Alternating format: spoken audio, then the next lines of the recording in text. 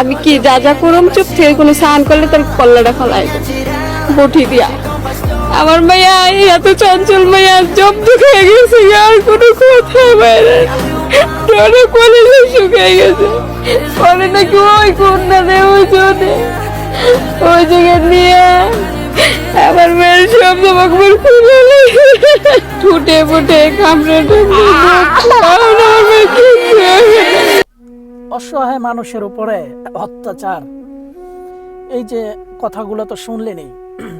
আর মেয়েকে ধৈর্য দর্শন করছে, মানে দর্শন করার পরে বলতেছে, মানে গলার ভিতরে বটি ধরছে, বটি ধরে বলতেছে যে কারোর কাছে যেত না বলে। একটা মা কতটুকু কষ্ট নিয়ে কথা বলে ভাই, ঠিক আছে? এটা হলো আমাদের সোনার বাংলাদেশ।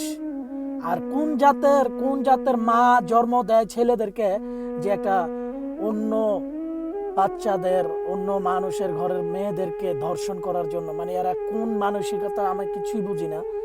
হ্যাঁ করে আল্লাহ তাআলা কি দিয়া বানাই দিছে, আর হ্যাঁ বাপ মাই জানে কি দিয়া বানাই দিছে। একটা কথা আছে, ঠিক আছে, যে বাপ মা যদি মনে করেন ভালো মতন শিক্ষা না দেয় ছেলে সন্তানদেরকে, ঠিক আছে, তারা কখনো মানুষ হয় না, তারা অমানুষ হয়, ঠিক আছে। আর বাপ মাই মনে করেন শিক্ষা লয় নাই ঠিক মতন, ফুলা বাইন্ডে কিভাবে শিক্ষা দিব?